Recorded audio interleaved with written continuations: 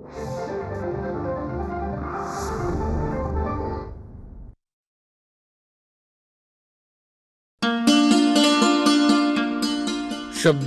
वाटेवरती चल अक्षर अक्षर चालू, वाक्यांच्या अर्थामधले धडधडते अंतर खोलू, अर्थाच्या मागे दडल्या त्या सुखदुःखांना तोलू, कवितांच्या गोष्टी आणिक गोष्टींच्या कविता बोलू, शब्दांच्या वाटेवरती चल अक्षर अक्षर चालू.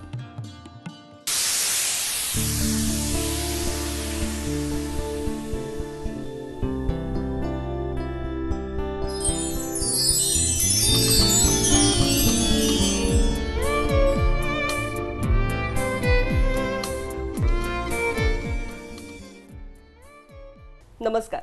अक्षरांच्या वाटेवर या कार्यक्रमाच्या या भागात आपणा सगळ्यांचं मनपूर्वक स्वागत. 1950चं 60चं दशक हे मराठी साहित्य विश्वासाठी एका अर्थाने उत्सवाची दशकं ठरली असं म्हटलं तर ते वावगं ठरू नये. कारण या काळामध्ये अनेक साहित्यिक नव्या जाणीवा घेऊन लिहू लागले आणि त्यांचं मोठ्या प्रमाणात स्वागतही झालं. मग हे साहित्य विश्व याचीही नव्याने जडणघडण होत असताना त्या यशामध्ये जसा मोलाचा वाटा या साहित्यिकांचा होता, त्याचप्रमाणे त्यांच्या समीक्षकांचा, वाचकांचा आणि प्रकाशक संस्थांचा सुद्धा होता. अशीच एक अग्रगण्य प्रकाशन संस्था म्हणजे पॉप्युलर. आता गंमत बघा, नाव जरी पॉप्युलर असलं तरी लोकप्रिय साहित्य प्रकाशित करण्यापेक्षा दर्जेदार साहित्य लोकप्रिय करण्याकडे पॉप्युलरचा नेहमीच कटाक्ष राहिलेला आहे. रथी महारथी अशी साहित्यिकांची मांदी आई पॉप्युलरच्या दरबारात जमलेली आपल्याला दिसते. म्हणजे अगदी उदाहरणच देऊन सांगायचं तर 3 ज्ञानपीठ पुरस्कार विजेते म्हणजे विवा शिरवाडकर, विंदा करंदीकर आणि भालचंद्र नेमाडे हे सुद्धा या मांदी आईत सहभागी आहेत. अशी कितीतरी नावं खरं तर सांगता येतील. मुळात पॉप्युलर असं म्हटलं की पॉप्युलरचं बोधचिन्ह असणारा हत्ती आपल्या डोळ्यासमोर येतो आणि हा हत्ती पुस्तकावर दिसला की रसिक वाचक हे पुस्तक दर्जेदार आहे असं म्हणून निशंक मनाने पुस्तक खरेदी करतात. कारण नवकथा असेल, काव्य असेल, नाटक असेल, अशा विविध साहित्य प्रकारात अगदी समीक्षेपर्यंत अनेक नवीन प्रवाह पॉप्युलरनी रुजवलेले आहेत. आणि अशी ही अतिशय अग्रगण्य नामवंत प्रकाशन संस्था केवळ मराठीच नव्हे तर इंग्रजी पुस्तकही प्रकाशित करणारी आणि म्हणून राष्ट्रीय आंतरराष्ट्रीय स्तरावर नावाजली गेलेली आता 100च्या उंबरठ्यावर येऊन थांबली. इथून पुढचा प्रवास कसा असणार आहे? इथवरचा हा प्रदीर्घ प्रवास आणि त्यातल्या असंख्य आठवणींचा गोफ हा आजच्या या भागामध्ये आपल्याला गुंफला जाताना दिसणार आहे. कारण आपण गप्पा मारणार आहोत पॉप्युलर बरोबर ज्या नावाचं समीकरण आहे असे प्रकाशक रामदास भटकळ यांच्याशी. अर्थात केवळ प्रकाशक अशी त्यांची ओळख करून देता येणार नाही, कारण त्या पलीकडे ते स्वतः उत्तम लेखकही आहेत, संशोधक आहेत, विचारवंत आहेत, गायकही आहेत. तेव्हा त्यांच्याही व्यक्तिमत्वाचे हे वेगवेगळे पैलू आजच्या मुलाखतीत उलगडणार आहेत. स्वागत करूया रामदासजींचं. नमस्कार. नमस्कार.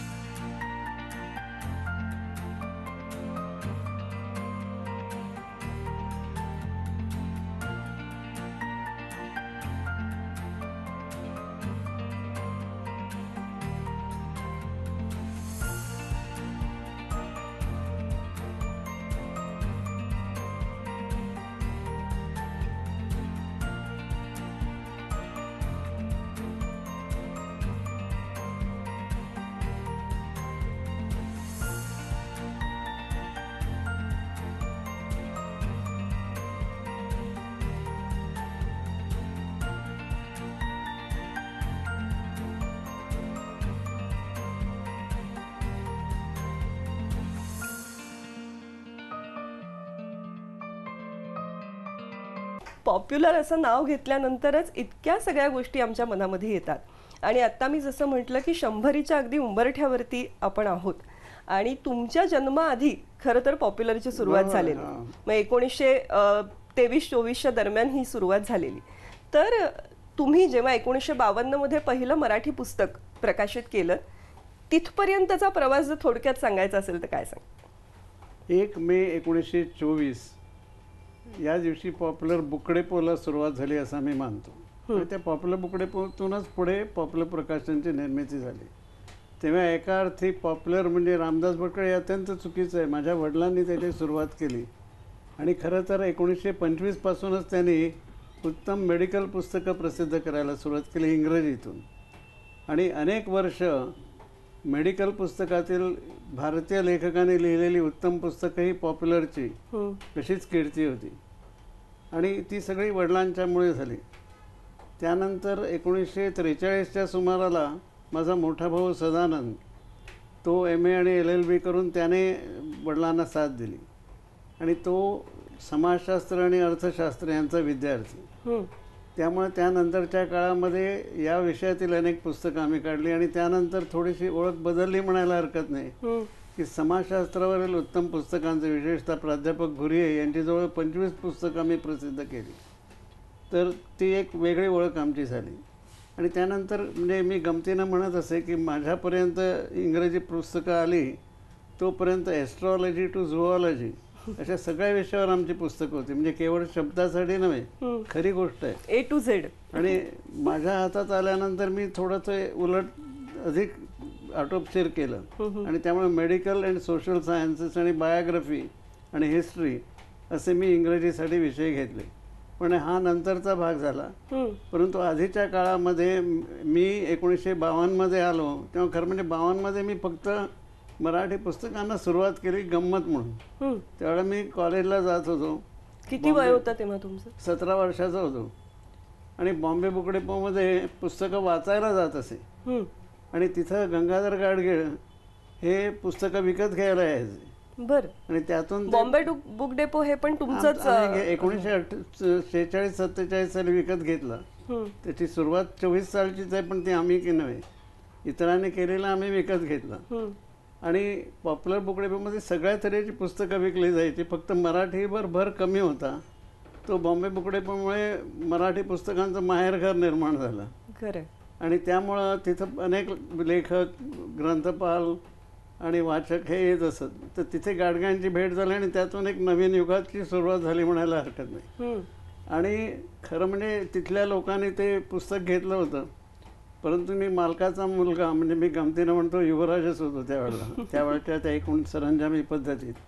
त्यामुळे मला कोणीच विरोध केला नाही आणि मी त्याचा ताबा घेतला. आणि तेव्हापासून मराठी प्रकाशन करताना माझे लाड म्हणून माझा मोठा भाऊ किंवा माझे मेवणे पांडुरंग कुमठा किंवा माझे वडील यांनी कधी त्यात हस्तक्षेप केला नाही आणि मला हवं त्या पद्धतीनं मी हा भाग सांभाळू शकलो.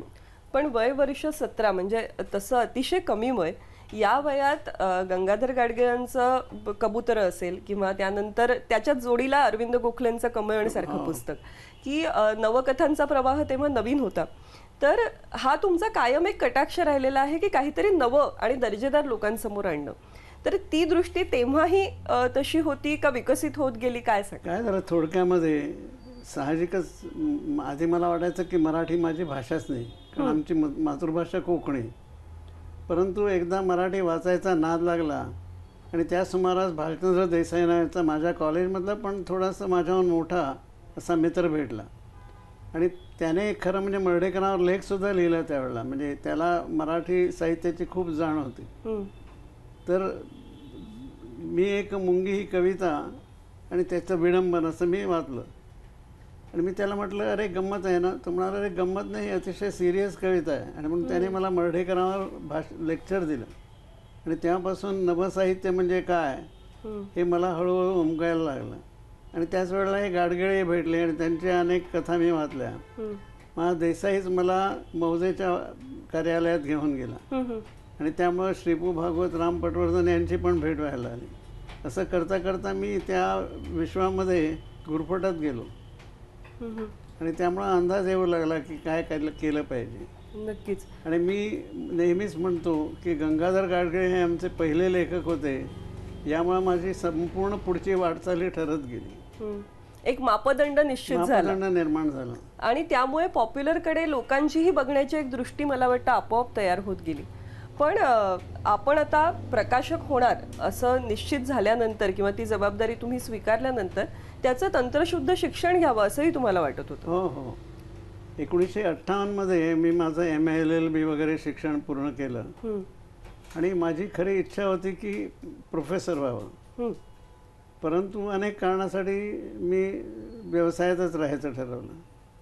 आणि ते जेव्हा ठरवलं तेव्हा सगळीच कामं मी करत असतो. म्हणजे सुरुवातीच्या काळात जवळजवळ पहिली 20 वर्ष माझा मीच संपादक होतो.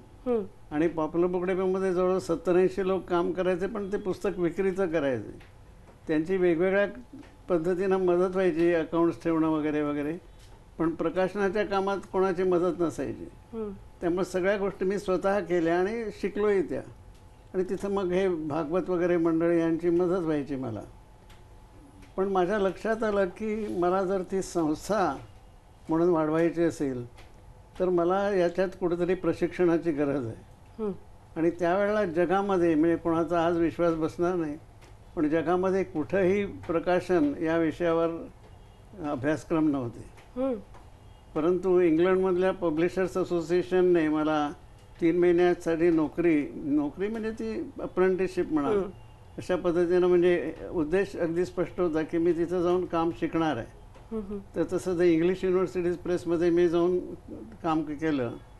आणि त्यामुळं मला तपशील आधी माहीत होते, परंतु संबंध मिळून संस्था कशी निर्माण करायची याचा मला काहीतरी अंदाज आला. आणि आज मला त्याचा अभिमान असा वाटतो की आता माझं वय 87 आणि संस्थेला जवळजवळ 95-97 वर्ष झाली.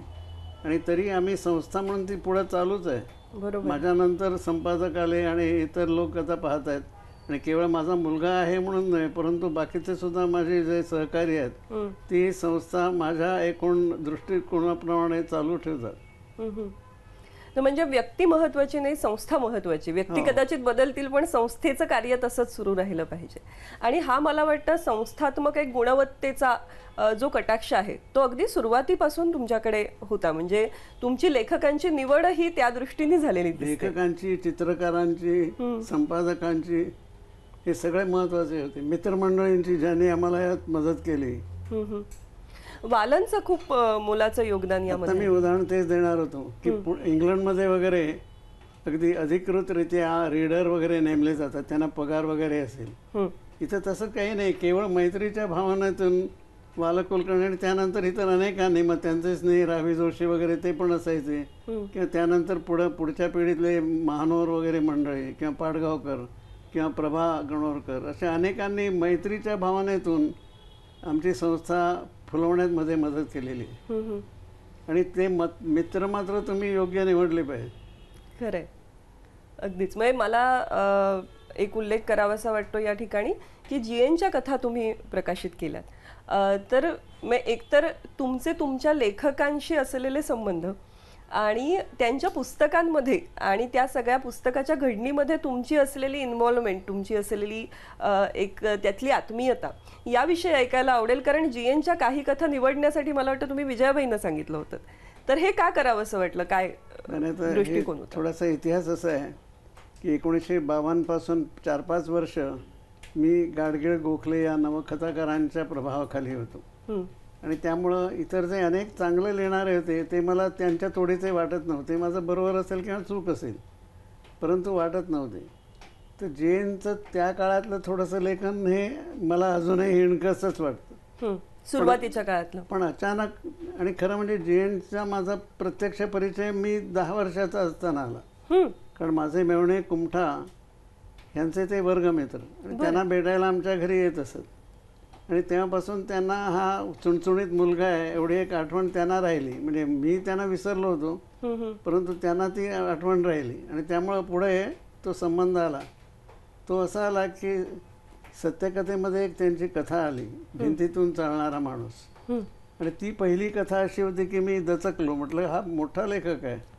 आणि विचार करत होतो की त्यांना विचारलं पाहिजे. इतक्यात त्यांचं कुमठाना पत्र आलं की मला माझ्या कथा छापून घ्यायच्या आहेत, तर खर्च काय येईल असं त्या चुणचुणीत मुलाला विचारून मला सांगा. आणि म्हणून जेव्हा त्यांनी मला विचारलं तेव्हा म्हटलं मी सांगणार नाही, मीच पुस्तक प्रसिद्ध करतो. वा. आणि तेव्हापासून एक वेगळ्या तऱ्हेनं आमचे ते संबंध सुरू झाले. आता जी.ए. कुलकर्णी हा प्रचंड विषय आहे आणि इतकं सगळं करून मी काहीच सांगू शकणार नाही. किंवा त्यांच्यावर मी जो लेख लिहिला त्याचं नाव अनोळख असंच ठेवलेलं आहे. कारण ते जाणीवपूर्वक अशी भिंत उभी करायचे स्वतःच्या भोवती. आणि जरी मला काही विशेष सवलती होत्या तरीसुद्धा त्या उगाचच त्यांच्या खाजगीपणावर आपण आक्रमण करू नये ही भावना मी ठेवून होतो. आणि त्यामुळे मी जितकं शक्य होतं तितकंही काही केलं नाही. तरीसुद्धा अनेक वर्ष ओळखल्यामुळं थोडंफार मला कळत गेलं आणि आमचे संबंध होत गेले. त्यातला एकच आता महत्त्वाचा जो वाचकांच्या दृष्टीनं महत्त्वाचा आहे, तर त्याने जी ही भिंत उभी केली त्यातला आणखीन एक भाग असा होता. एकदा म्हणाले की माझ्या पुस्तकांच्या आवृत्त्या काढायच्या नाहीत. म्हटलं असं का? मी माझा मोठा भाऊ त्यांना भेटला. ते म्हणाले कारण अनेक कथा अशा आहेत की ज्या आता मला माझ्या वाटत नाहीत. मग मी जाऊन भेटलो धारवाडला आणि त्यांना म्हटलं मग कुठल्या वाटत नाही ते सांगा. तर ते म्हणाले ते मी कसं सांगणार, आता इथं ते अडकले. तर म्हटलं मग ठीक आहे, मग कोण सांगेल ते सांगा, त्याप्रमाणे आम्ही करू. आणि म्हणून मी प्राध्यापक हातकणंगलेकरांकडे गेलो आणि त्यांनी केलेलं एक डोह काळीमा हे त्यांच्या सिलेक्शनचं पुस्तक आम्ही केलं. आणि तिथून मग एक वेगळं वळण मिळालं. मग पुढे त्यांचे सगळे स्वामित्वाधिकार त्यांनी आम्हाला दिले. त्यामुळे त्यांच्या उत्तम कथांचे सगळे अधिकारही आमच्याकडे आहेत. मी जे.एनचा प्रकाशक हे लोकांच्या मनात ठसलं. नक्कीच. आणि माझी उंची थोडीशी वाढली. नक्कीच. आणि मला वाटतं म्हणजे अगदी सुरुवातीच्या काळामध्ये विजयाबाईंनी त्यांच्या कथांना एक चाळणी लावली होती. तिथे एक मला हा उल्लेख चांगला केला. त्यांच्या पहिल्या कथा आला त्यावेळेला इतर हिणकस कथाही ते कातरणं होती आणि त्यातल्या काही कथांबद्दल त्यांना थोडंसं प्रीती होती. मी म्हटलं नाही, आता मी एकदा विजयाबाईंना विचारणार आणि ते सांगतील तेच मी करणार. आणि त्यामुळे निळा सावळामध्ये त्यांच्या उत्तमोत्तम कथा आल्या. त्यांची हिणकस कथा घेतलीच नाही. बरोबर. ते सांगण्याचं धैर्य मला विजयाबाईंमुळे आलं. कारण विजयाबाई केवळ समीक्षक नव्हत्या, प्राध्यापकही होत्या आणि लेखिकाही होत्या. आणि मला वाटतं जी.एननी तुम्हाला स्वामित्व हक्क दिले यातच त्यांचा विश्वास तुम्ही किती संपादन केला होतात हे निश्चितच कळतं.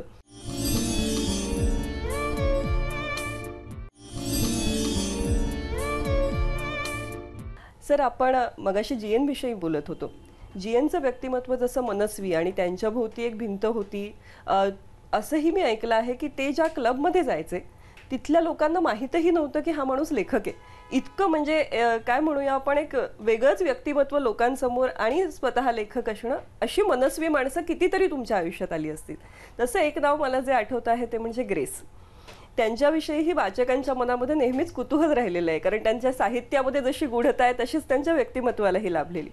तुमचे मात्र ते छान अंतरंग मित्र होते आणि त्यांचा एक हट्ट तुम्ही परदेश प्रवासात पुरवला होता, तर त्याविषयी थोडं ऐकायला आवडेल. नाही समीरा, ग्रेसवर जाण्यापूर्वी मला निदान उल्लेख करावासा वाटतो की मंगेश पाडगावकर, वसंत कानेटकर, दुर्गा भागवत, कुसुमा गरज वगैरे अनेक मोठे लेखक आधी माझ्या म्हणजे ग्रेसची भेट होण्यापूर्वी होते. बरोबर. परंतु आता ग्रेस एक खास गंमत आहे.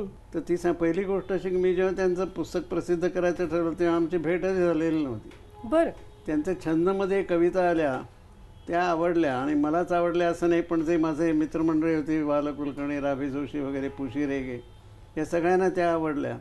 आणि त्यामुळे मला आत्मविश्वास वाटला की नाही हे बरोबर आहे आणि ते आपण केलं पाहिजे. आणि त्यामुळे मी ते मागून घेतले आणि ते पुस्तक काढायचं ठरवलं. तर ते त्यांनी जेव्हा पत्र लिहिलं तेव्हा ते म्हणाले की हे पुस्तक मला इनग्रिड बर्गमनला अर्पण करायचं आहे. आणि पुढं मी 1965 साली मी अमेरिकेला जाणार होतो. हे कळल्यावर त्यांनी मला पत्र लिहिलं की तुम्हाला त्या जर भेटल्या तर त्यांना सांगा की एक मराठी कवी आपलं पुस्तक तुम्हाला अर्पण करणार आहे आणि त्यांचा एक फोटो सही घेऊन मला आणून द्या. तर मला हसूच आलं की मला काय इनग्रिड बर्गमन तिथे वाटेवर भेटणार आहे का? मी माझ्या प्रकाशन परिषदेसाठी जात होतो, काही स्कॉलर्सना भेटेन किंवा वगैरे मित्रांना भेटेन, पण इनग्रिड बर्गमन कुठं भेटणार आहे. पण तरी गेलो. गेल्यानंतर मी हॉलिवूड पाहायला गेलो होतो. तर पाहताना माझ्या एकदम लक्षात आलं, अरे मी हॉलिवूडला आलो आहे तर बघूया. म्हणून मी त्या बाईला विचारलं जी मला दाखवत होती की by any chance is Ingrid Bergman in town. तर ती म्हणाली तुम्हाला माहीत आठवत नाही का की इनग्रिड बर्गमनने मी अमेरिकेत येणार नाही असंच ठरवलेलं आहे रोझेलिनीशी लग्न झाल्यापासून. सो विषय संपला. म्हणून मी सगळं विसरलो परत. मग परत येताना मी लंडनला नाटकं पाहायला 8 दिवस थांबलो होतो. तर तेव्हा एकदा नाटकांची यादी पाहता पाहता तर एक मंथ इन द कंट्री नावाचं नाटक होतं starring Michael Redgrave and Ingrid Bergman. आणि मी एकदम चमकलो. म्हटलं आता ती आहे, कुठं भेटायचं मला माहिती आहे, आता काय करू. बरोबर. नेक्स्ट डे मी फ्रँकफर्टला बुक फेअरसाठी जाणार होतो. त्यामुळे मी काहीच करू शकत नव्हतं म्हणून गेलो. पण तिथं मी बेचैन झालो. म्हटलं आता हे शक्य आणि मी न करता कसं जाऊ परत. तर म्हणून मी Ingrid Bergman care of that theatre असं एक पत्र पाठवलं. आणि त्याची प्रत माझ्या एका मैत्रिणीला पाठवली, डॉक्टर तारा बनारसे. आणि तिला म्हटलं जरा आता बघ पुढे काय ते. तर इनग्रिड बर्गमनने त्याला उत्तर दिलं. आणि ह्या ताराशी त्यांचं बोलणं झालं की अमुक दिवशी माझे 2 प्रयोग आहेत, ते 2 प्रयोग याच्यामध्ये अर्धा तास आहे, त्यावेळेला तू तिथं जर आला 7 तर मी आहे. वा. आणि त्यामुळं मी भेटलो, फोटो काढला, तिने सही करून. बरं ते मी जंग तिच्या फोटोसाठी पछाडलं. पण का कोणाच ठाऊक तिथल्या दुकानात मला कुठं मिळालं नाही. पण तिनं स्वतः तयार ठेवला होता सही करून. मी तिनं पत्र अगदी नीट वाचलं होतं माझं. क्या बात आहे. आणि ते दिलं. तर त्याच्यावर मी महाराष्ट्र टाइम्समध्ये एक लेख लिहिला. त्यात मी गमतीनं असं म्हटलं होतं की आणि मी उडत उडतच बाहेर आलो आणि त्यानंतर मी माझा हात कधी धुतला नाही. क्या बात. पण नाही, याची मजा सोडून द्या. परंतु ग्रेसला जे माझ्याबद्दल अखेरपर्यंत प्रेम वाटलं त्याच्यामध्ये त्याच्या ह्या कवितेवर अनेक टीका होऊ नये मी खंबीरपणे त्यांच्या मागे उभा राहिलो आणि शेवटपर्यंत त्यांची पुस्तकं प्रसिद्ध केली. त्यांचा असा अशक्य हट्ट पुरवण्याची तुमची इच्छा, हे दोन्ही मला वाटतं या ठिकाणी जुळून आलेलं दिसतं. मी म्हटलं तसं असे कितीतरी मैत्र तुम्ही जोडलेत, म्हणजे तुमच्या लिखाणातूनही नंतर आम्हाला वाचायला मिळतात. मग जिक्सॉसारखं पुस्तक असेल, जिव्हाळ्यासारखं पुस्तक असेल, तर ही खरंच तुम्ही जिव्हाळ्याने जोडलेली माणसं आहेत. पण साहित्य विश्वाकडे पुन्हा एकदा डोकावून बघायचं तर तुम्ही राहत होतात गिरगावमध्ये, जे तेव्हा एका दृष्टीने एक महत्त्वाचं सांस्कृतिक केंद्र होतं. गंगाधर गाडगीळांसारखा लेखक तुमच्याकडे गिराईक म्हणून येत होता किंवा मंगेश पाडगावकरांसारखे मित्र त्या काळामध्ये तुम्हाला लाभत होते. पण काही निर्णय तुम्ही खूप धाडसाने घेतलेले दिसतात. म्हणजे त्यावेळेस कदाचित लोकांना अव्यावहारिक वाटले असतील असे कलात्मक निर्णय प्रकाशनाच्या संदर्भात तुम्ही कायम घेतले. जसं पाडगावकरांचा जिप्सी प्रकाशित करणं असेल, म्हणजे काव्यसंग्रह प्रकाशित करणं हा तेव्हा तसा प्रघातही नव्हता. तर ते का करावं असं वाटलं? बापट पाडगावकर हे उत्तम कविता वाचायचे. ते नवीन होते आणि मी पण नवीन होतो वाचक म्हणून, श्रोता म्हणून. तर त्यांच्या एका काव्य गायनाला मी हजर होतो आणि त्यावेळेला जिप्सी आणि दख्खनची राणी ही ऐकलं आणि मी अतिशय खुश झालो. आणि त्यावेळेला नुकतंच प्रकाशनाला सुरुवात केली होती. तर म्हटलं नाही हे आपण केलं पाहिजे. तर त्यामुळं पाडगावकरांना ते आमची मी भेटत असे, मौजेमध्ये ते यायचे आणि मी पण जात असे. पण माझी अशी समजूत होती की श्रीपूनने आमची ओळख करून दिली, पण पाडगावकरनेच पुढं सांगितलं असं मुळीच नाही. तिथं ते कोपऱ्यावर व्हायसरॉय ऑफ इंडिया नावाचं हॉटेल आहे, तिथं बसून चहा पीत भालचंद्र देसाई, मी आणि ते पाडगावकर असं बोलून आम्ही त्या पुस्तकाचं सगळं ठरवलं. बरं. मग एकदा ठरवल्यानंतर बालकुलकर्णी हे पाडगावकरांचे शाळेतले शिक्षक, त्यामुळे त्यांनी मदत केली. श्रीपू तोपर्यंत त्यांची दोस्ती झाली होती, त्यामुळे त्यांनी त्याचं प्रूफ रिडिंग वगैरे याच्यात मदत केली. आणि असं करता करता पाडगावकर झाले. मग पाडगावकर आले म्हणून बापट आले, बापट आले म्हणून करंदीकर आले, मग सदानंद रेगे आले. असं करता करता ते कविता, बरं पाडगावकरांचं जिप्सी हे इतकं यशस्वी झालं की त्यामुळं कविता संग्रह करू नये प्रकाशकाने असं कधी आमच्या डोक्यातच आलं नाही. आणि त्यामुळे आम्ही जवळजवळ 200हून अधिक संग्रह केलेले आहेत. आणि त्यात मुद्दाम उल्लेख करण्यासारख्या 2 मालिका आहेत.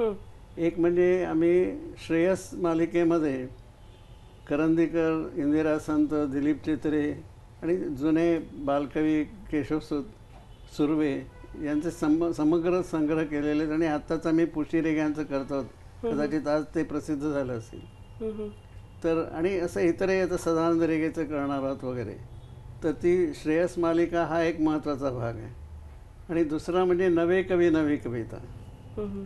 त्या नवे कवी नवी कवितामध्ये ज्यांचे आत्तापर्यंत संग्रह निघालेले नाहीत अशा कवींचे मुद्दाम आम्ही निवडून असे त्यावेळेला 11 पुस्तकं तशी प्रसिद्ध केली. पुढं त्या मालिकेचं नाव सोडून दिलं, परंतु अनेक नवीन कवींना आम्ही प्रसिद्ध केलं आणि अजून करत आहोत. नक्कीच. आणि त्यातले किशोर कदम असतील किंवा प्रफुल्ल शिलेदार असतील किंवा दासू वैद्य असतील, हे आज मोठेच मानले जातात. त्यामुळं ही एक परंपरा आम्ही चालू ठेवलेली आहे. नक्कीच. मला या संदर्भामध्ये मेघदूताची आठवण होते आहे. म्हणजे कुसुमाग्रजांचं मेघदूत तुम्ही प्रकाशित केलं, तर त्याविषयी काय सांगाल? कारण तोही एक वेगळा प्रयोग होता.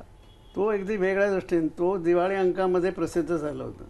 आणि तोपर्यंत कुसुमाग्रजांची पुस्तकं इतर मोठे प्रकाशक प्रसिद्ध करत होते, त्यामुळे मी त्याचा विचार केला नाही. आणि मौज दिवाळी अंकात आल्यामुळे मला वाटलं अगदी केलंच तर मग ते मौज करेल असं. पण कोणीच काही करताना जेव्हा दिसेना तेव्हा मी म्हटलं मी करू का, म्हणून मी विष्णुपंत भागवतांना विचारलं. ते म्हणाले का जरूर. म्हणून मी कुसुमाग्रजांना विचारलं. ती आमची पहिली ओळख. पण त्यावेळेला आमची दोस्ती झाली नाही, पण मी ते पुस्तक प्रसिद्ध केलं. आणि मला असं वाटायचं मेघदूतसारखं अगदी ग्रेट पुस्तक तर आपण त्याची कॉफी टेबल आवृत्ती म्हणतो तशी चित्रवित्र घालून असं करावं. आणि त्या दृष्टीनं कदाचित त्याची किंमत त्या काळामध्ये 200-250 झाली असती. पण भागवताने मला सांगितलं पा आपण अजून तेवढे तयार झालेले नाही, तर तुम्ही चांगलं काढा पण ते स्वस्त थोडक्यात काढा. असं ते.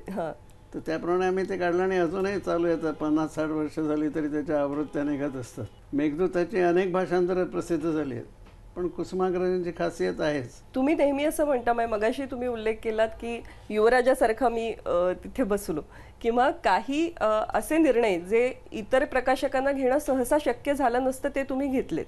याला इंग्रजी प्रकाशनाचा एक आधार असणं हे कारण होतं का? खरी गोष्ट अशी की माझी ओळख लोकांना मराठी प्रकाशक अशीच आहे, परंतु आमचा पोटापाण्याचा उद्योग हा इंग्रजी प्रकाशनाचाच आहे.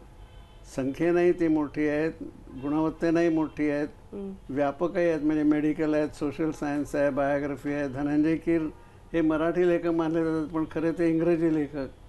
त्यानंतर घुरिये, कोसांबी, जयप्रकाश नारायण अशा अनेकांची पुस्तकं आम्ही इंग्रजीतनं प्रसिद्ध केलेली आहेत. आणि मेडिकल टेक्स्टबुक्स हा आमचा खरा ज्याला ब्रेड अँड बटर आयटम म्हणतो तो असल्यामुळं इथं मला फारशी काळजी कधी करावी लागली नाही. त्यामुळे असे काही धाडसी निर्णय घेणं तुम्हाला शक्य झालं. पण धाडसी निर्णयाचं मी एक उदाहरण देतो. माळगावकर, मनोहर माळगावकर एकदा आमच्याकडे आले. त्यांचं एक पुस्तक मी प्रसिद्ध केलं होतं, छत्रपतीज ऑफ कोल्हापूर. पण ते आले वेगळ्या एका कामासाठी. ते म्हणाले हे पुस्तक लिहिताना मला सरदेसाईंच्या रियासतीचा खूप उपयोग झाला, परंतु ते मिळत नाहीत, तर ते पुन्हा छापले पाहिजे, तर तुम्ही छापाल का? ते म्हणाले. आणि त्यांनी बरीचशी तयारी केली होती. ते म्हणाले हे आता 13 भाग आहेत आणि सगळ्या मिळून खर्च 10-12 लाखात. तर तिथं तू म्हणतेस त्याप्रमाणे धाडसी निर्णय मी घेऊन म्हटलं मी करेन, पण किती वेळ लागेल हे मी सांगू शकत नाही, कारण ते एवढे पैसे उभे करायचे वेळ लागेल कदाचित.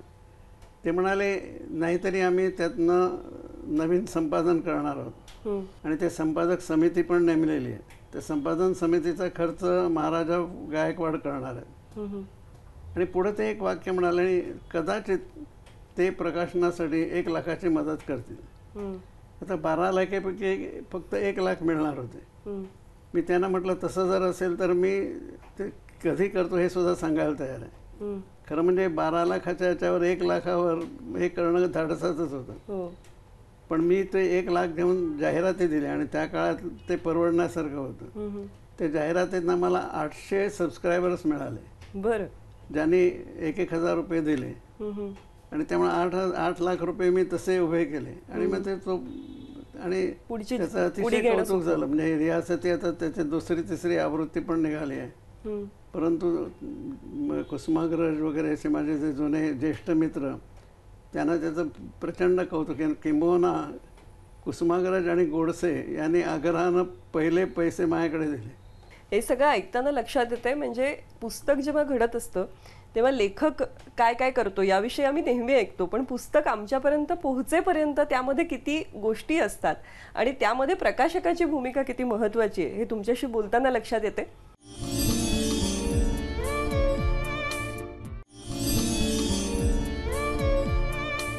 सर, मगाशी मी जो उल्लेख केला की काव्याच्या बाबतीमध्ये एक नवा प्रघात तुम्ही निर्माण केलात. मग तो जिप्सीपासून सुरू झाला, 200 काव्यसंग्रह, आणि ती परंपरा अजूनही निरंतर सुरू आहे. समीक्षात्मक लिखाण, आणि तेही वेगवेगळ्या समीक्षकांचं, म्हणजे ज्यांचं स्कूल ऑफ थॉट वेगवेगळं आहे, अशा पद्धतीचे समीक्षक तुम्ही वाचकांसमोर आणलेत. आणि तसंच रसिकांसाठी एक मोठी गोष्ट म्हणजे नाटकाच्या संहिता या पॉप्युलरने आमच्यासाठी आणल्या. तर तुमचं नाटकावरचं प्रेम याला कारणीभूत ठरलं का? मी कॉलेजमध्ये असताना मामा पेंडसे, चिंतामणराव कोल्हटकर अशा थोर दिग्दर्शकांबरोबर काम केलं आणि त्यामुळे नाटकाबद्दल मला प्रेम होतंच. परंतु त्याहूनही एकूण नाटकाची संहिता महत्त्वाची आहे हे मला नेहमीच वाटत असे, केवळ प्रयोग नव्हे. आणि त्यामुळे अगदी पहिल्या पुस्तकापासून मी त्याकडे लक्ष दिलं. तर पहिलं नाटकाचं पुस्तक मी प्रसिद्ध केलं ते तारा वनारसे या अत्यंत नवीन लेखिकेचं कक्षा.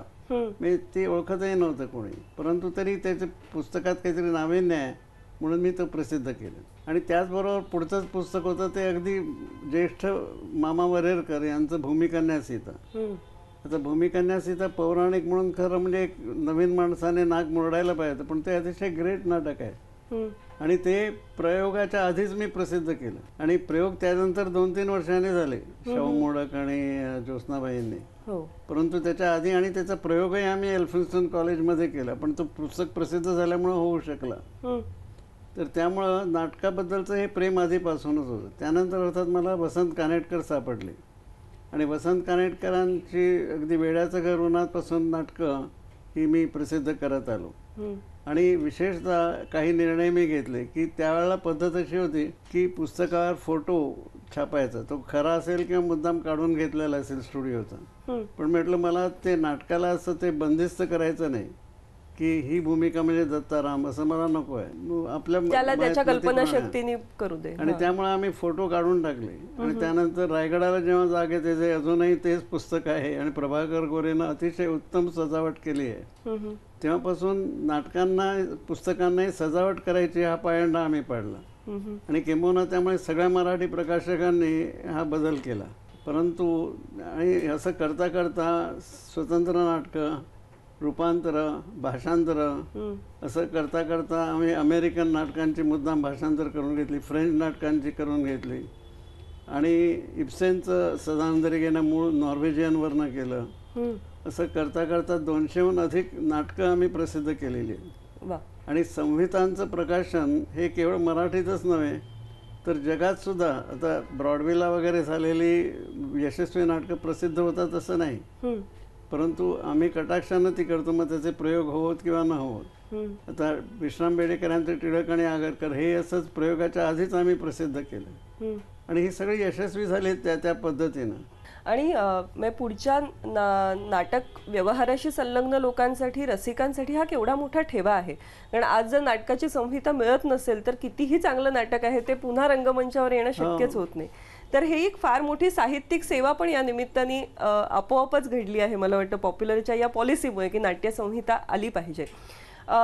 याच संदर्भात तुमच्या नाटकाकडे वळावंसं वाटतं की जगदंबासारखं नाटक तुम्ही लिहिलं आणि रोहिणी हट्टंगडी त्याचा प्रयोग करतात. आपण दूरदर्शनवरती नुकताच त्याचा हिंदी प्रयोग आपल्या प्रेक्षकांनी पाहिलेला आहे आणि अनेक भारतीय भाषांमध्ये ते भाषांतरितही होते. तर हे नाटक कसं घडलं? पहिली गोष्ट अशी की मी नाटकाशी जरी मला चिंतामणराव आणि मामा पेंडसे यांची तालीम मिळाली तरीसुद्धा पुढं काही फारसं काही केलं नाही. पण श्रीराम लागू वगैरे माझे मित्र, त्यामुळे मी नाटकात किंवा विजय तेंडुलकर यामुळं एकूण त्या क्षेत्रामध्ये मी हिंडत असे. परंतु लिहावं असं मला कधी वाटलं नाही, काम करणं तर प्रश्नच नव्हता. तर एकदा जयदेव हट्टंगडी तो मला म्हणाला, अरे तू गांधीवर काहीतरी काम करतो आहेस ना, तर रोहिणीसाठी काहीतरी कस्तुरबावर लिहून दे. तर मी त्याला म्हटलं की मी नाटककार नाही, मी पाहिजे तर मटेरियल देतो, परंतु तू दुसऱ्या कोणाला तरी सांग. तो म्हणाला, मी तुला नाटक लिहायला सांगितलं आहे का, तू हवं ते लिहि, आम्ही त्याचं काय करायचं बघतो. तरी सर म्हटलं माझं काम गांधीवर आहे, कस्तुरबावर नाही आहे, म्हणून मी ते परत टाळत होतो. पण मध्ये मी आजारी पडलो आणि मला घरी बसावं लागलं. त्या म्हटलं तर एवढा म्हणतोय तर प्रयत्न करूया. तोपर्यंत मी गांधीवर इतकं वाचलेलं होतं की जणू काही मी त्यावेळेला तिथे हजर होतो असं मला वाटायचं. तर म्हणून मग मी म्हटलं बघूया, प्रयत्न करू. म्हणून मी 1 पर्सन नाटक लिहायचं ठरवलं आणि कस्तुरबांनी जेवढं गांधींना पाहिलेलं आहे तेवढाच भाग घेतला. म्हणजे इतर आम्ही वाचतो ते घ्यायचं नाही. म्हणजे उदाहरणार्थ गांधी इंग्लंडला गेले तेव्हा त्या गेल्या नव्हत्या, तर त्याबद्दल त्या बोलणार नाहीत, परंतु त्यांच्या बरोबर असताना जे असेल त्याबद्दल बोलतील. बरं, कस्तुरबांची भाषा काय याला काही पुरावा नव्हता, तर ती मी थोडीशी कल्पनेनं क्रिएट केली आणि गांधींचा मिश्किलपणा त्यांच्यातही आला होता असं मी समजून तशी लिहिलं. आणि असं करून मी पहिला अंक लिहिला आणि तो जयदेवनं वाचला. तो म्हणाला, हा ठीक झालं, थोडा मोठा झाला आहे, पण मी बघतो काय करायचं. मग माझं ऑपरेशन व्हायचं होतं ते झालं आणि त्यानंतर मी दुसरा अंक लिहिला. तोपर्यंत जयदेव आजारी पडला. तर मला वाटलं आता काही होणार नाही, परंतु रोहिणी म्हणाले नाही आपण करायचं. आणि जयदेवच्या पहिल्या पुण्यतिथीला त्या नाटकाचा प्रयोग तिनं केला आणि मग तिच्याच आग्रहाने ते हिंदी भाषांतर सुषमा बक्षीने करून दिलं आणि ते हिंदीमध्येही तिने प्रयोग केले. हरी, चंचल,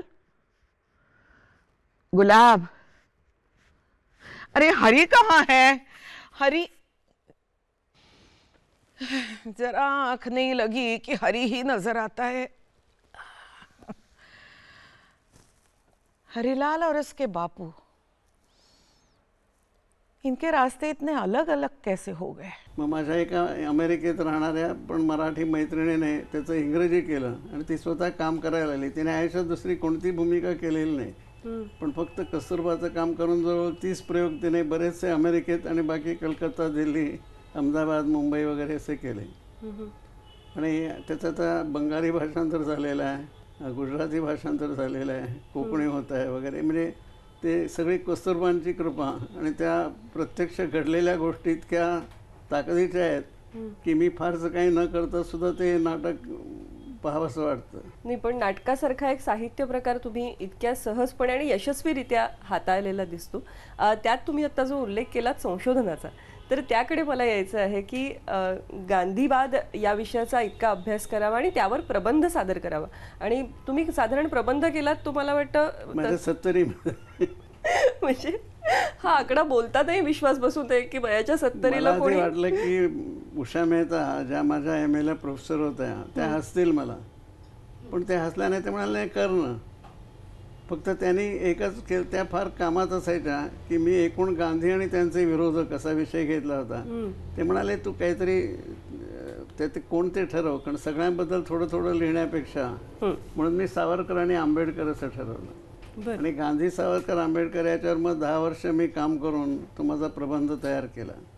तो अजून प्रसिद्ध व्हायचा आहे, परंतु मुळात हा विषयच कोणी त्याला हात घातलेला नाही, म्हणजे गांधी, सावरकर, आंबेडकर असा.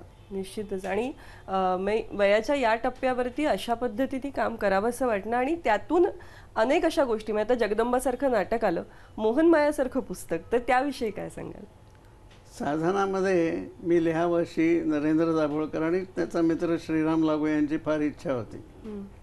तर मी म्हटलं मी थिसिस लिहित असताना मला वेळ नाही वगैरे, परंतु त्यांच्या आग्रहाखातर लिहायचं होतं. म्हटलं मी या विषयावर लिहू शकत नाही कारण माझा अजून विचार चालू आहे. पण मग मला वाटलं की जर मी माझं संशोधन हे गांधी आणि त्यांचे विरोधक याच्यावर आहे, तर गांधी आणि त्यांचा मित्रपरिवार असं मी लिहू शकेन. आणि वाचन होतंच माझं, म्हणून मी अगदी वेगळा दृष्टिकोन घेऊन अगदी शेख मेहतापासून सुरुवात करून, पण मी थांबलो कुठे की फक्त गांधी महात्मा होण्यापूर्वीचं, म्हणजे मुख्यतः दक्षिण आफ्रिकेतलेच किंवा त्याच्या आधी इंग्लंडला शिकायला गेले त्यावेळेचेच लोक, आणि असे जवळजवळ 35 लेख झाले. आणि त्यामुळं मोहनमाया हे वेगळ्या अर्थानं जबरदस्त पुस्तक तयार होऊ शकलं.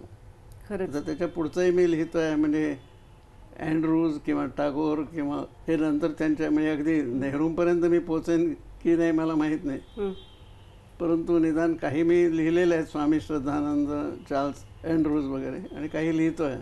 आणखीन एका त्रिकुटाचा उल्लेख करायचा तर ते म्हणजे तुमचं पुस्तक त्रयी असं म्हणेन मी, जिक्सॉ, जिव्हाळा आणि येऊ घातलेलं जिज्ञासा. तर हे लेखन कधी झालं, कसं झालं? काय झालं, मी तसं मौज साप्ताहिक जेव्हा निघत होतं, म्हणजे 1952-53ची गोष्ट आहे, त्यापासून काहीतरी किरकोळ लिहित असे, पण ते काय तसं महत्त्वाचं नव्हतं. पण त्यामुळे मराठी लिहिण्याची सवय थोडीशी झाली होती. मग पुढे माझ्या वयाहून मोठी माणसं माझ्या आयुष्यात आल्यामुळं ती एक एक गेली, तसं मला त्यांच्याबद्दल लिहिण्यात सांगण्यात आलं. म्हणजे गोडसे असतील, हरिभाऊ मोठे असतील, प्रभाकर गोरे असतील, बाला कुलकर्णी असतील, तर त्यांच्याबद्दल मी लिहायला लागलो. तर ते लिहिता लिहिता बरेच लेखन झालं. आणि दिलीप माजगावकर मला नेहमी, कारण बरंचसं लेखन हे माणूसच्या दिवाळी अंकात यायचं.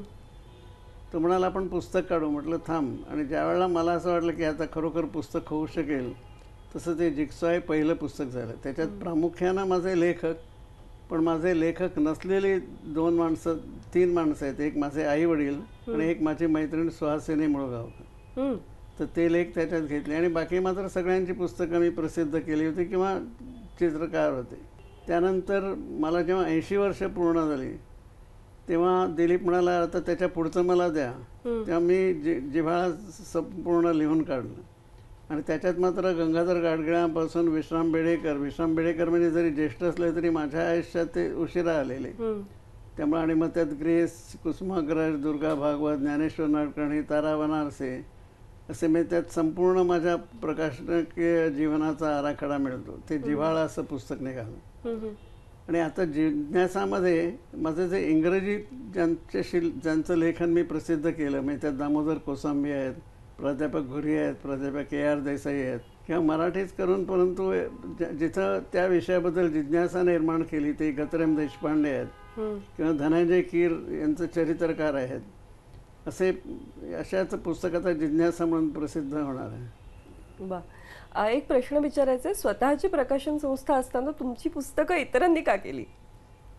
याचं उत्तर काहीसं आतापर्यंत आपण बोललो त्याच्यात आहे की आत्तापर्यंत जी मी पुस्तकं प्रकाशित केली, आणि मराठीमध्ये 1000हून अधिक आणि इंग्रजीतनं 2000हून अधिक, त्या सगळ्या पुस्तकात मी कुठेतरी आहे प्रकाशक म्हणून. मी लिहिलेली नाहीत ती.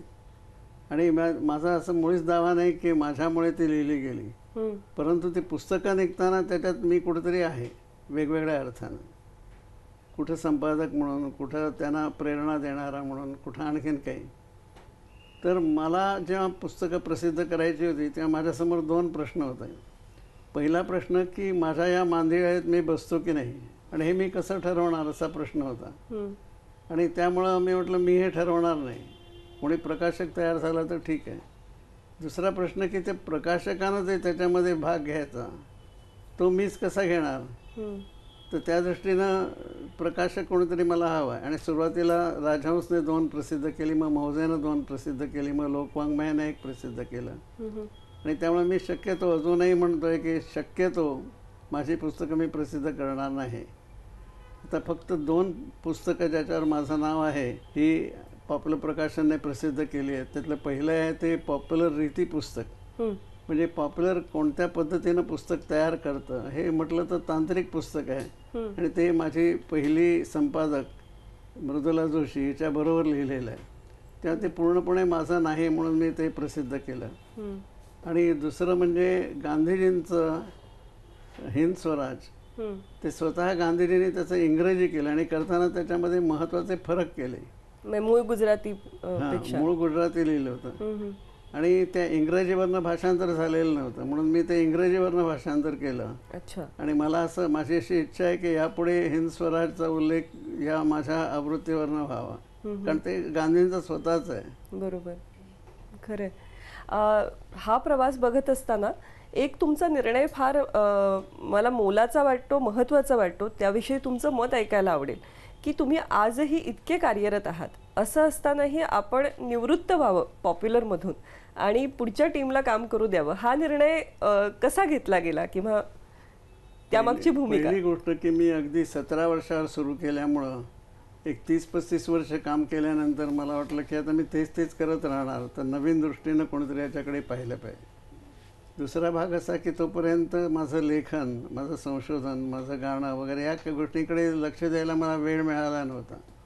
तर त्यामुळे मी ठरवलं की आता हळूहळू यातनं निर्णय प्रक्रियेतनं तरी आपण मागे यावं, हे दुसरं. आणि तिसरं अत्यंत महत्त्वाचं की अगदी सुरुवातीला मी जो उल्लेख केला की मला ही संस्था म्हणून वाढवायची होती. आणि संस्था जर वाढवायची असेल तर मी अगदी शेवटच्या दिवसापर्यंत मी निर्णय घेतले तर संस्था कशी वाढणार.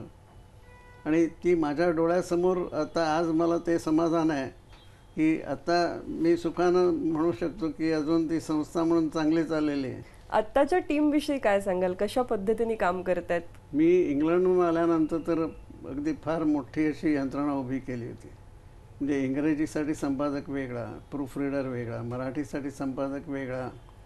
प्रूफ रीडर तर त्या अर्थानं नव्हता.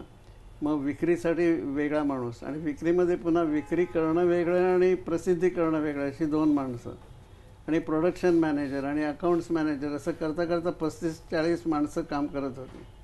पुढे वेगवेगळ्या कारणाने मग खर्च वाढले म्हणून, जागा बदलली म्हणून, की जुनी माणसं आता मिळवण्याची झाली म्हणून अशी ती कमी होऊन आता साधारण 15-20-16 आहेत. पण तरीसुद्धा ती सगळी माझ्याकडे 20-25 वर्ष काम केलेली आहेत. त्यामुळे मला त्यांना काही सांगावं लागत नाही आणि ते निर्णय घेतात ते बहुतेक आता 100% कुठलंच माझंच मला पटेल असं नाही. त्यामुळे 100% मी म्हणणार नाही की सगळंच केलेलं मला मान्य आहे, परंतु 99% ते करतात त्याचा मला अभिमान आहे आणि संस्था म्हणून ती उभी राहिलेली आहे याचाही मला अभिमान आहे. नक्कीच नक्कीच तसं म्हणताय. मला आणखीन एका महत्त्वाच्या विषयाकडे जायचं आहे ज्याचा तुम्ही आत्ता बोलताना उल्लेख केलात की तुमची ओळख सांगत असताना मला वाटतं वयाच्या प्रत्येक टप्प्यावरती नवीन एक ओळख त्यामध्ये जोडली गेली. म्हणजे आधी संपादक म्हणून, मग लेखक म्हणून, मग संशोधक विचारवंत म्हणून, मग त्याच्याबरोबरीने गायक, ही एक ओळख. आणि तुमचं गाणं खरं तर लहान सुरुवातीला कुत्सितपणे आणि हे गातातही नाही, पण आता मात्र तुमच्याकडे तुमचा शिष्यवर्ग आहे. आज शिष्य तुमच्याकडे शिकायला येतात, गायन क्षेत्रातली मातब्बर मंडळी तुमच्याकडे सल्ल्यासाठी येतात, एवढा व्यासंग अभ्यास याही क्षेत्राचा तुम्ही केलेला. तर त्याविषयी मला तुमच्याशी जाणून घ्यायचं आहे, तुमच्याशी संवाद साधायचा आहे. पण तत्पूर्वी एक प्रश्न विचारायचा आहे प्रकाशन व्यवसायाविषयीचा, की सध्याचं वातावरण एकतर मोठ्या प्रमाणात होत असलेलं डिजिटलायझेशन, या सगळ्यामध्ये प्रकाशन व्यवसायाचं भविष्य किंवा या पुढचा काळ याकडे तुम्ही कसं पाहता? खरी गोष्ट अशी की आत्ता जे काही चालू आहे त्याची मला फारशी कल्पना नाही. काहीतरी वेगळं चालू आहे आणि जे मला फारसं माहीत नाही. मी जाणून घेऊ शकतो पण मला त्यात माझी शक्ती खर्च करायची नाही, म्हणून मी त्यात फारसा पडत नाही. आणि ही नवीन माणसं करत आहेत. मग ते डिजिटल पब्लिशिंग असेल, ऑनलाईन सेल असेल किंवा ऑनलाईन इतर अनेक गोष्टी चालतात वगैरे वगैरे. तर त्या भानगडीत मी फारसा पडत नाही. किंबहुना आत्ता पुढच्या आठवड्यामध्ये एक अखिल भारतीय चर्चासत्र आहे जिथं मला बोलवलं. त्यामुळे त्यांना मी कळवलं की विषय हा असेल तर मी येणार नाही, वयामुळं नव्हे. हा विषय मला आता आजचा माहीत नाही आणि त्यामुळे नवीन कोणाला तरी तुम्ही बोलवा. तर त्यामुळं याबद्दल मी फार बोलणार नाही. पण एकच मला असं वाटतं की इतर काही जरी झालं, तंत्र बदललं की आता कागदावर छापण्याऐवजी तुम्ही पेनड्राईव्हवर पुस्तक द्याल किंवा कोणत्याही पद्धतीनं द्याल, तरी शेवटी पुस्तकाची निर्मिती हा भाग असेलच की नाही.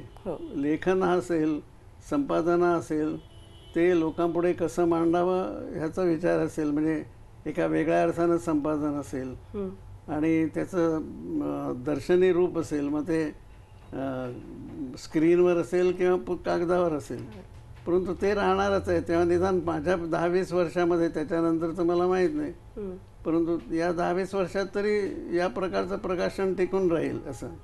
आता मी त्यात फार गुंतणार नाही, हा वेगळा भाग आहे. परंतु मला एकदम अशी भीती वाटत नाही की काय होणार आहे प्रकाशनाचं. तुम्ही आता म्हणाला तसं तंत्र बदललं तरी मूळ गाभा तोच राहणार आहे. मग अशा वेळेस नवीन प्रकाशकांनी काही पथ्य सांभाळावीत असं तुम्हाला वाटतं? खरं पथ्य म्हणजे की हे जुने जे विचार मी सांगितले त्यातले काही महत्त्वाचेच आहेत. सगळ्यात म्हणजे तुमचे मित्र कोण ह्या विषयातले, हे अतिशय महत्त्वाचं आहे. कारण सगळे निर्णय तुम्ही कितीही म्हटलं तरी तुम्ही केवळ तुमच्या जबाबदारीवर घेऊ शकत नाही. तर तुमच्या आजूबाजूला तुम्ही कोणाला विचारता याचा त्याच्यावर परिणाम होतोच. तेव्हा ते निवडले पाहिजे. दुसरं की तुम्हाला काय करायचं आहे हे स्पष्ट पाहिजे. म्हणजे उदाहरणार्थ कोणी जर ठरवलं मी फक्त खपणारी पुस्तकं काढणार आहे, तसं करावं त्याने. कोणी म्हटलं की मी फक्त क्रमिक पुस्तकं काढणार आहे, कोणी म्हटलं की मी केवळ मुलांची पुस्तकं काढणार आहे किंवा आणखीन काही, तरी प्रत्येकानं आपापल्या पद्धतीने ठरवावं. पण काहीतरी ठरवावं आणि त्याप्रमाणे जावं. आणि मला असं वाटतं की आता 60-65 वर्ष आमच्या संस्थेनं ते केलेलं आहे. नक्कीच. म्हणजे आत्ता जरी मी म्हटलं की सौमित्र काय किंवा दासू वैद्य काय ते त्या त्या क्षणी नवीन होते, पण ते नक्कीच अभिजात होते म्हणून ते आजही म्हणजे टिकून राहिले. आणि ही पॉप्युलरची निवड आम्हाला नक्कीच लक्षात राहते. तर प्रकाशकांनी त्याकडे ठेवलेला कटाक्ष हा किती मोलाचा आहे हे तुमच्याच कामगिरीकडे एक लक्ष दिलं, एक नजर टाकली तर लक्षात येतं. पुन्हा एकदा गायनाकडे वळत असताना लहानपणी थोडंसं आत्मसात केलेलं गाणं, मधल्या काळात साथ सुटलेली, मग पुन्हा त्याकडे वळावं असं कसं वाटलं? मी 13-14 वर्षाचा असताना वर्षभर गायलो. त्यानंतर माझा आवाज फुटायला लागला, म्हणजे इतक्या लहान होतो तेव्हा. मग पुढे 30 वर्ष मी नाटक आणि प्रकाशन आणि व्यवसायाच्यात इतका गुंतलो की स्वतः गात नसे, ऐकत असे, बोलत असे. त्याबद्दल सुहासिनी माझी मैत्रीण होती किंवा शंभुर्णेकर नावाचा माझा मित्र होता, त्यांच्याशी संगीताबद्दल चर्चा चालायची. त्यामुळं संगीताचं ज्ञान होतं. माझा धाकटा मुलगा सत्यजित तो सतार शिकत होता आणि काहीतरी त्याला अडचण आली तर मला विचारायचं संगीतातलं. तर मी सांगायला आल्यावर तो एकदा म्हणाला की अरे तुला खूप काही येतं, you can't waste your talent. म्हणजे बापानं जे मुलाला सांगायचं ते मुलाने बापाला सांगितलं. म्हटलं बरं बघतो मी. म्हणजे परत भटसाहेबांकडे गेलो, जे माझे आधी शिक्षक होते. त्यावेळेला मी गुरु म्हणणार नाही, कारण ते वर्गामध्ये इतर 10 मुलींबरोबर मी बसत असे. ते म्हणाले तुला किती आठवतं, 30 वर्ष झाली. म्हटलं तर बघा तुम्ही. पण त्यांची शिकवण्याची पद्धत इतकी चांगली होती की स्वरज्ञान माझं पक्कं होतं. म्हणून तिथून सुरू झालं आणि मग 27 वर्ष मी त्यांच्याकडे जात राहिलो. अनेकांना वाटलं की एक दिन का सगळं काही आहे, परंतु तसं नाही. मग मात्र मी 27 वर्ष त्यांच्या दिवशी इतर काही अपॉइंटमेंट घ्यायच्या नाही, तसं करत त्यांच्याकडे तालीम घेतली. तोच माझा रियाज आणि तीच तालीम. वा, हा इतकं सातत्य. आणि मला वाटतं तुमच्याकडे बघितल्यानंतर अलीकडचं जे परवलीचं वाक्य आहे, age is just a number, हे यापेक्षा ठळक उदाहरण काही असूच शकत नाही. की करण्याची उमेद असेल तर वयाच्या कुठल्याही टप्प्यावर माणूस आपले छंद जोपासू शकतो. त्यातून संगीताचं चिंतन करत असताना मला वाटतं काही आगामी पुस्तकंही संगीतविषयक तुमच्या मला वाचायला मिळणार आहेत आणि काही कंपोजिशन्सही तुम्ही केल्यात.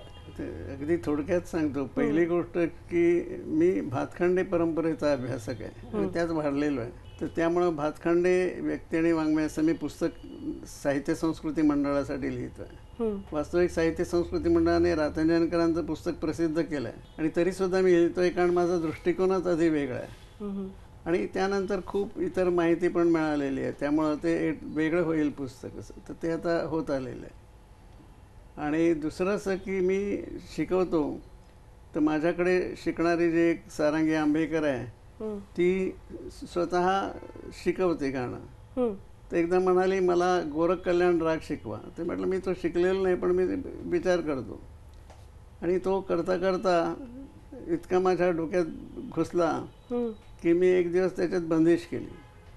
त्यामुळे माझ्या वयाच्या मला वाटतं 80व्या वर्षी मी बंदिश करायला लागलो आणि त्यानंतर मी 15-20 बंदिशी केलेल्या आहेत वेगवेगळ्या रागामध्ये. पण तिथं ठरवलं की मला जर काहीतरी सांगण्यासारखं असेल तरच मी करेन. आणि काही कवितांनाही चाली लावली, काही कवितांना पण चाली लावली. आणि नाही, कवितांना चाली लावण्यापेक्षा म्हणजे ज्यावेळेला मला बंदिशी लिहिता येऊ लागल्या तेव्हा आपोआपच मराठी कविता पण लिहिल्या. तर मी जवळजवळ 50 मराठी कविता लिहिल्या. त्यातली प्रसिद्ध केलेल्या नाहीत, पण लिहिलेल्या आहेत.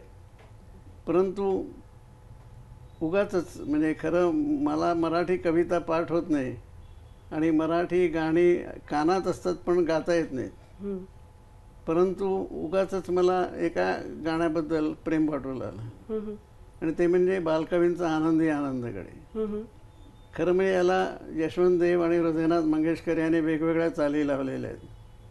तर मला वाटू लागलं की हा विषय असा आहे की ते चालींची गरजच नाही. आमच्या शास्त्रीय संगीतामध्ये ते सगळं दिलेलंच आहे आणि त्यामुळं आनंदी आनंदकडे याला मी एक चाल लावली. बरं, नक्कीच आम्हाला तुमच्याकडून गाण्याची एक झलक ऐकायला नक्की आवडणार आहे.